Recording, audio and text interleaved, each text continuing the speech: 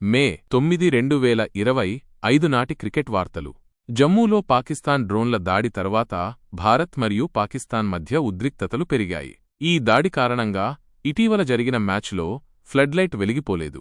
మాజీ భారత cricketer Virendra Sehwag X వేదికగా పాకిస్తాన్ను తీవ్రంగా విమర్శించారు, ఉగ్రవాదులకు మద్దతు ఇస్తోందని ఆరోపించారు మరియు బలమైన సైనిక ప్రతిస్పందన ఉంటుందని హెచ్చరించారు. ఇది ప్రాంతంలో క్రికెట్ భద్రత గురించి తీవ్రమైన ఆందోళనలను రేకెత్తించింది.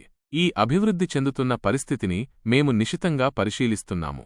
ఉద్రిక్తతలు ఉన్నప్పటికీ ఈ రోజు లక్నోలోని ఎకానా స్టేడియంలో జరగాల్సిన లక్నో సూపర్ జెయింట్స్ మరియు రాయల్ ఛాలెంజర్స్ బెంగళూరు మ్యాచ్ యథావిధిగా జరుగుతుందని ఐపీఎల్ చైర్మన్ అరుణ్ ధుమల్ ధృవీకరించారు. అయితే కొనసాగుతున్న భద్రతా సమస్యల కారణంగా ఐపీఎల్ 2025 భవిష్యత్తు ప్రశ్నార్థకంలో ఉంది. టోర్నమెంటు సజావుగా సాగుతుందా? మీ అభిప్రాయాలను కామెంట్లలో తెలియజేయండి. ఒక సంచలన ప్రకటనలో భారత కెప్టెన్ రోహిత్ శర్మ మే 7న ఇన్స్టాగ్రామ్ ద్వారా టెస్ట్ క్రికెట్ నుండి రిటైర్ అయ్యాడు. 67 టెస్టుల్లో 4301 పరుగులతో అతని కెరీర్ ఒక కళాఖండం. కానీ ప్రవీణ్ అమ్రే మరియు సంజయ్ మంజ్రేకర్ అతని ప్రతిభ తక్కువగా ఉపయోగించబడిందని అభిప్రాయపడ్డారు. ఇటీవలి ఫామ్ను ఉదహరించారు. హర్భజన్ సింగ్ షాక్కు గురైనప్పటికీ రోహిత్ నిర్ణయాన్ని గౌరవించారు. మీరొక కామెంట్ పెట్టండి. రోహిత్ టెస్టుల్లో కొనసాగాల్సిందని మీరనుకుంటున్నారా? భారత్-పాకిస్తాన్ ఉద్రిక్తతలు ప్రపంచవ్యాప్తంగా ప్రభావం చూపుతున్నాయి. క్రికెట్ ఆస్ట్రేలియా మరియు క్రికెట్ వెస్టిండీస్ పరిస్థితిని నిశితంగా పరిశీలిస్తున్నాయి.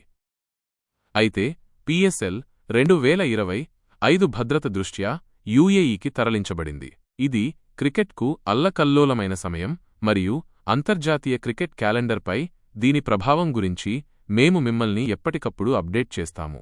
యువ ఆటగాడు యశస్వి జైస్వాల్ దేశవాళీ సీజన్లో గోవా తరపున ఆడాలనే తన నిర్ణయాన్ని మార్చుకుని వార్తల్లో నిలిచాడు. కెప్టెన్సీ బాధ్యతల కోసం ఎన్ఓసీ కోరిన తరువాత అతను ఇప్పుడు ముంబైతోనే ఉండాలని అభ్యర్థించాడు. ఎదుగుతున్న నక్షత్రానికి ఇది తెలివైన నిర్ణయమా?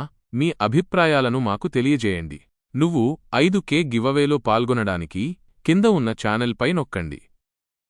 అక్కడ కనపడే లింకును నొక్కండి. పేజీ ఓపెన్ అయిన తరువాత అక్కడ కనపడే క్రికెట్ న్యూస్ ఏదో ఒకటి నొక్కండి. కింద స్క్రోల్ చేస్తే స్టార్ట్ టైమర్ అని ఉంటుంది. అది నొక్కండి. టైం అయిపోయాక జనరేట్ కోడ్ వస్తుంది.